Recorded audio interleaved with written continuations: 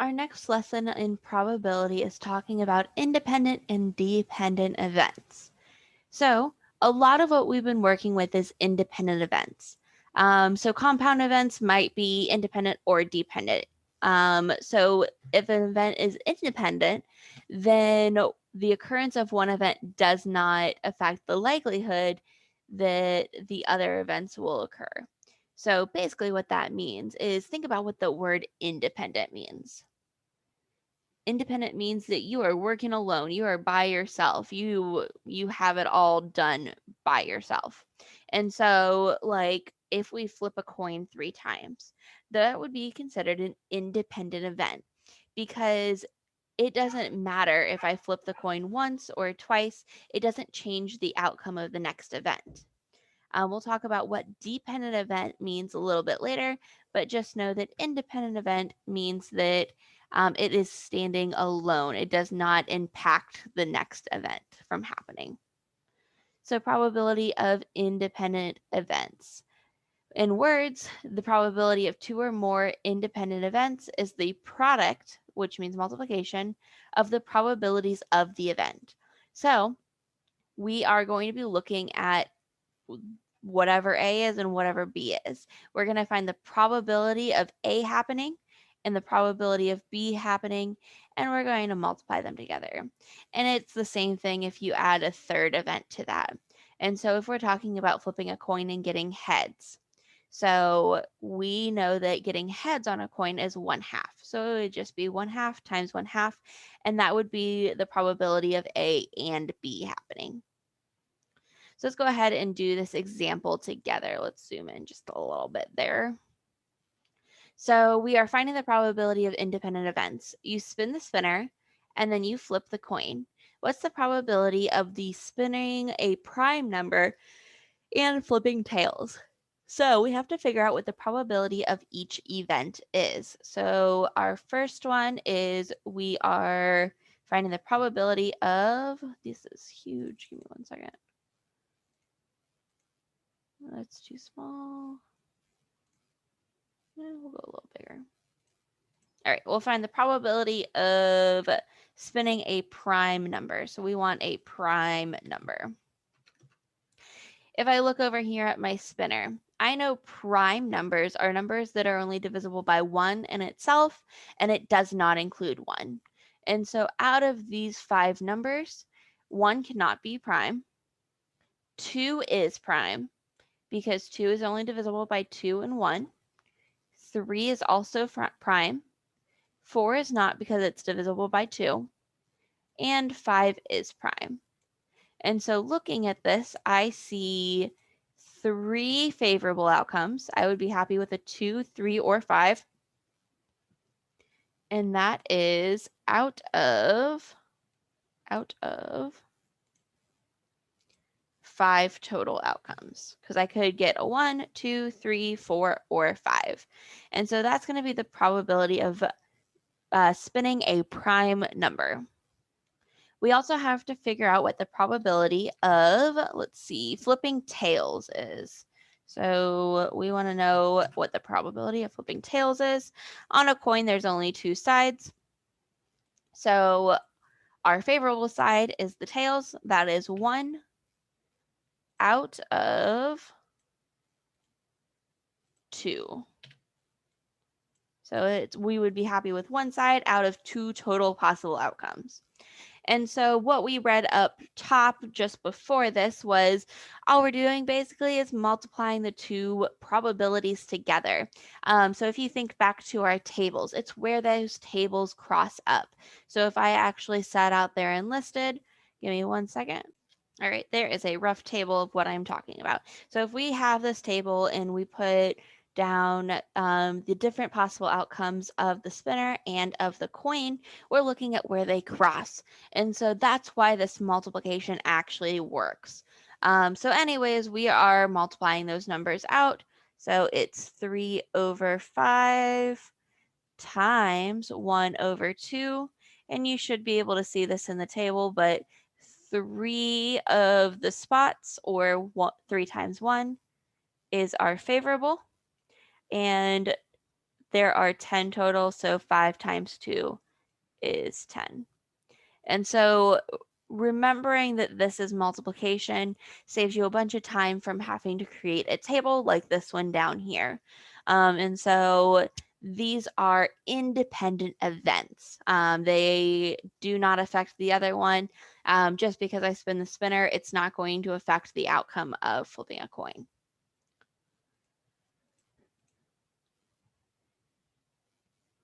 So I've got 4 problems down here for you. Let me zoom out a little bit so you can see better. So you spin the spinner and you flip a coin, find the probability of the compound event. And so you're going to be going through and doing these 4 problems. So we are spinning this spinner over here this time. So numbers 1 through 4. So go ahead and try to answer those problems. Pause the video and try it. And these are your answers. So for number 5, you should have gotten 1/8. 6 should have simplified to 1/4. 7 should have should be 3/8, and 8 should be 3/8 as well. So hopefully you got these ones correct, because this is a lot of what we've been doing. Now let's talk about dependent events. So this is the new part for you, dependent events. So events are dependent if the occurrence of one does affect the likelihood of another one occurring. So in words, that means that the probability of 2 dependent events, A and B, is the probability of A times the probability of B after A occurs. And so that is the key part about a dependent event.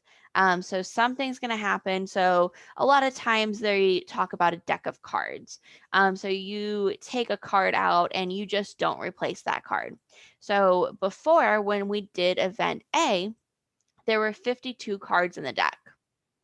Since we took one of those cards out, now there's only 51 cards. And so that's going to be B after A. So let's go and do a problem to kind of show that. So in this problem, people are randomly chosen to be game show contestants from an audience of 100 people. You are with 5 of your relatives and 6 other friends. What is the probability that one of your relatives is chosen first and then one of your friends is chosen second? So remember that choosing an audience member changes the number of audience members left. So our event is dependent. So let's go ahead and figure out what that probability is. So we do have to figure out the probability of event A first. So event A is probability of a relative being chosen first. Relative. So we've got our relative. Since this is the first person that's being called, there are still 100 total people in our audience. There's still 100 people out there. And 5 of those people are our relatives. And so the probability that a relative is chosen is 5 out of 100, or we can simplify that to be 1 out of 20. So that's going to be our probability of a relative. Now let's go ahead and figure out the probability of a friend being chosen next. So probability of a friend. So now the relative is already up there. They're participating in the game show. And they're about ready to draw the next name out of their hat.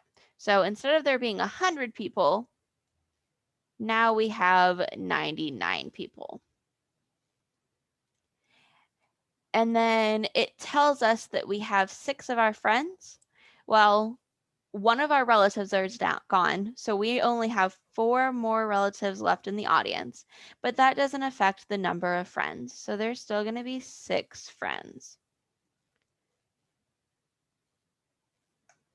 And then we are going to simplify that. So both of those are divisible by 3. 6 divided by 3 is going to give us 2. 99 divided by 3 is going to give us 33. Now that we found both probabilities, we can go ahead and multiply them just like it tells us to do. So let's go ahead and do that. We're taking 1/20th from our relatives probability, and then we're taking 2/33 for our event B with our friends. And when I'm multiplying fractions, I'm just going to multiply straight across. So 1 times 2 is going to give me 2. And then 20 times 33 is 660. We can simplify that. We can divide both of those by 2. 2 divided by 2 is going to give us 1. 660 divided by 2 is going to give us 330. So the probability of that happening is pretty small. It is 1 divided by 330. So 1 out of 330 chances, which is actually less than 1%. So it is a very small chance that that's going to happen. All right, so I did that problem for you. I showed you how to find event A, which you should have known how to do, and I showed you how to find event B after A occurred. You have to think about the situation when you're doing that. Notice how I was like, okay, so I'm sitting here. One of our relatives is gone, so we're down to 4 relatives, but we still have 6 friends. That's how you have to do these kinds of problems. You have to put yourself in that situation to think about what's happening with these events. So let's go ahead and do this one kind of sorted together, but a lot more independently. So a student randomly guesses these answers for each of the multiple choice questions. What's the probability of answering all 3 questions correctly? So let's figure out, is this an independent event or a dependent event? Does the answer choice for 1 affect my answer choice for number 2 or for number 3? Hopefully you're thinking it doesn't affect it, because I could choose A and then B, or A and then A. It doesn't really matter. And so we're going to find the independent event, the probability of this independent event. So we've got 3 different questions and there's 5 different answer choices. How many of these answer choices are correct? Hopefully you're thinking 1 out of 5 total. And so that's going to be the probability of getting question number 1 correct. So go ahead and find the probability of it getting question 2 correct, question 3 correct, and then all 3 of these problems correct. So pause the video and try that out.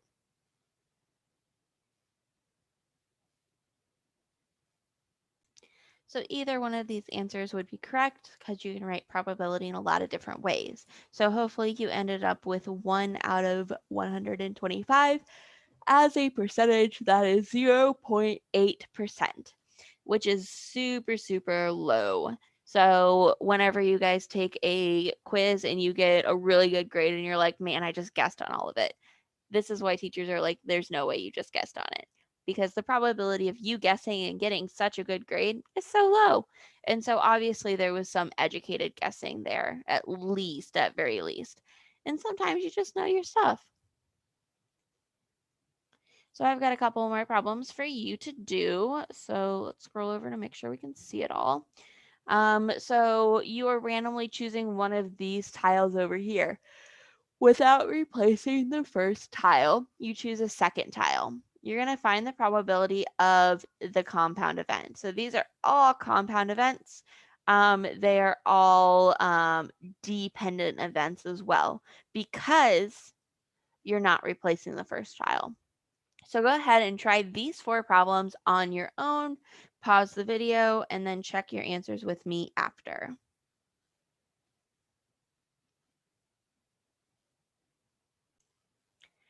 There are my answers, and you can look at my fractions to see my work. So the only one that I think might be a little bit confusing is number 12. So you're finding the probability of choosing two even numbers. So put yourself in the situation. You reach into a bag and you pull out your first even number. So you had a 4 out of 7 chance of getting it because there's 4 even numbers out of 7 total. So you have this even number in your hand, you're going to put it to the side, and you're going to grab another number out of the bag.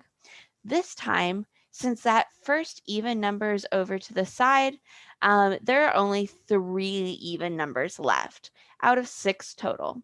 And so that might have gotten a little bit confusing right there, but that's the reason why it's 3 out of 6 instead of 4 out of 6, because you already pulled the even number out, or at least one even number out in that first probability for event A. And that's the end of the notes today. If you have any questions at all, please go ahead and send me an email.